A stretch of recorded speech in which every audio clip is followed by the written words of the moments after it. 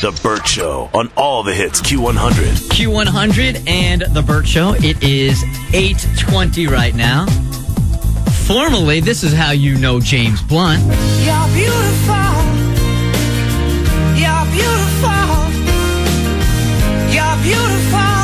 It's true. In studio with us this morning. I saw your face in a crowded place. He's got a new CD coming out on September 18th called All the Lost Souls. A lot of ground to cover with him this morning. Hey, James. Uh-oh. No mic.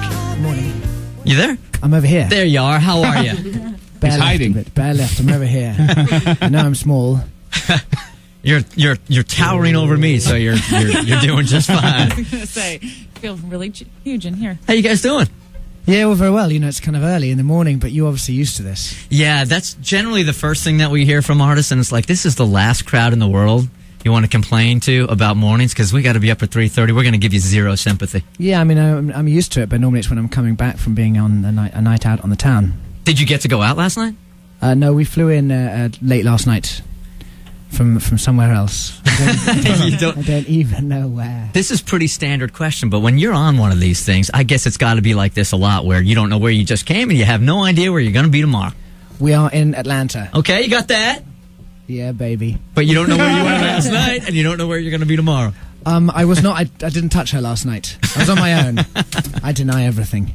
Let me introduce you to everybody else here. This is Jeff Dollar. Hello. Hello, Jeff. This is Jen Hobby. Hello. Hello, Jen. I want to introduce you to Haas, too, because you have a profound effect on both Haas and Jen Hobby in one particular way. Well, I think we both love the record. I mean, I think we both love, Back to Bedlam, and both of us will instantly start crying on one of the songs on that album, and I'm sure you know which one it is. And it's very fair with Jen Hobby because, as you can see, she's a girl. Haas, though, so it's okay to cry. is not.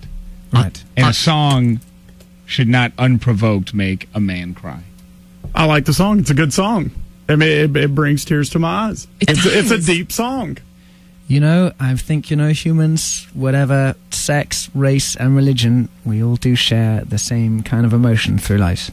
But men aren't supposed to show it. That's the key. And this is the song we're talking about. This is the one, right? Yeah, this is it. I want to sing it right now, but I'm just going to butcher it. Let's hear it. You have been the one for me. Oh, look, now James is crying. See, I don't want to butcher it. I'll let him do We are it. taking you out on the road. Don't worry about it. That's special. Paul, I think your job is safe. Haas is special.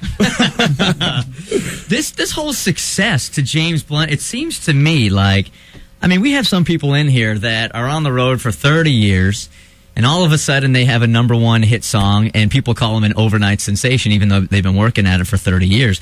It seems to me like for you, things have happened pretty quickly. You had your foot on the accelerator. Is this success overwhelming for you at times?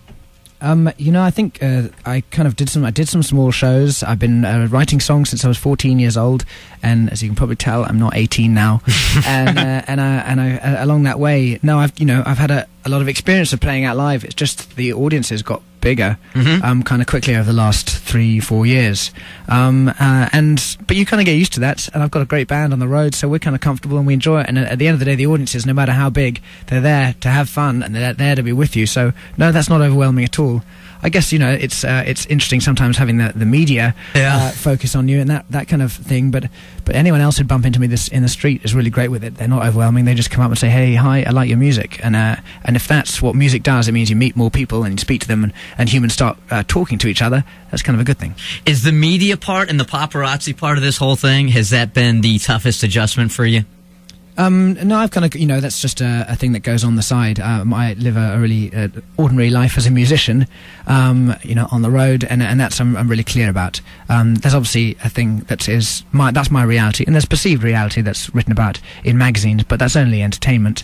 It's entertainment news with the emphasis on the entertainment. It's not real, and you get used to that, and your parents and your family and your friends recognize that that's all a bit of fancy in order that other people can make some cash. Have you ever had to call your parents and warn them about something that's been in the entertainment media? No, they know instantly that it's all it's contrived for magazines to sell rather than reality. You said some of this is real and some of this is just perception. Like, what do you feel the perception of James Blunt is that is just obscure?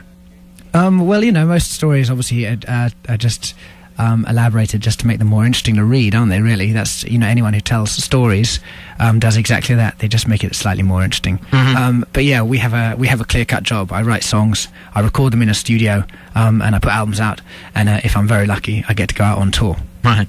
James Blunt in studio with the Bert Show this morning on Q100. Now, James, you really write heavy, deep, emotional stuff. And I was talking to one of my girlfriends out at dinner last night, and I said, James Blunt's coming in studio tomorrow. Like, how do you, what would you ask him? And she said, I want to know who is his muse. And I thought that was such a fantastic question, because to write the type of things that you write, there must be someone that comes from. I have different inspirations through life. My best friend is a guy called Billy who owed me lots and lots of money, having stayed in my house and run up different bills, slept on the sofa, and not been able to pay me back. And I realized that the only way I was going to ever make my cash back was to write a really deeply offensive song about him and put it out across the world, and people would buy that, pay me back my cash, and he would his reputation would be tarnished. So pretty much anyone who's in there who I know is a target.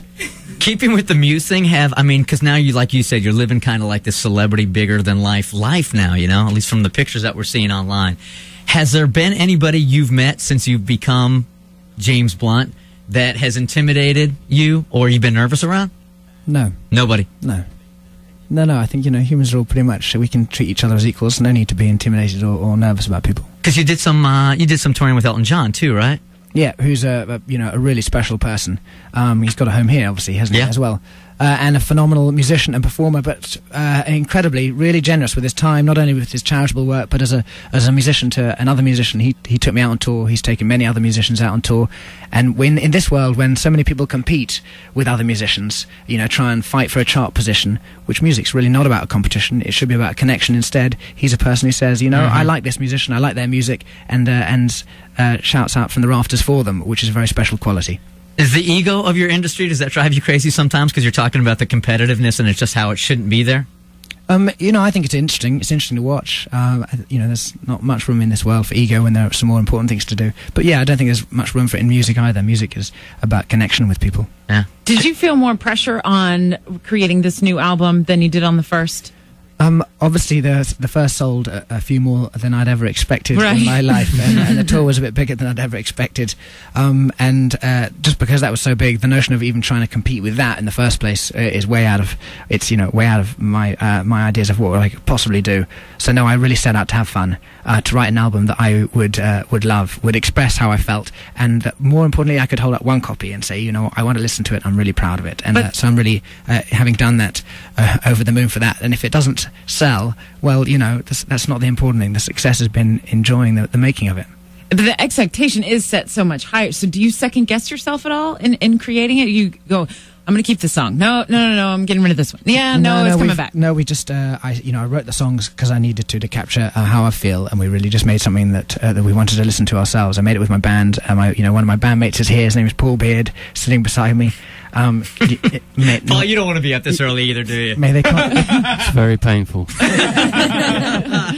You want to be anywhere, honestly. You want to be anywhere but here right now, don't you? Come on, be honest. He likes sitting beside me wherever it is. That's what he tells you. Take your hand off my knee. He's not saying it, but the look is like, F all of you. Leave me alone. He's like, here I am playing the keyboard. I could have just sent in a DAT. Well, James is here, and he's brought Paul with him, and he's brought keyboards and guitars. And so we want to hear what's coming up on the new CD. It's called All the Lost Souls. In stores September 18th. In just a couple of seconds, when we come back with James Blunt, we'll hear what's on that new CD. It is 8:29 right now, Q100.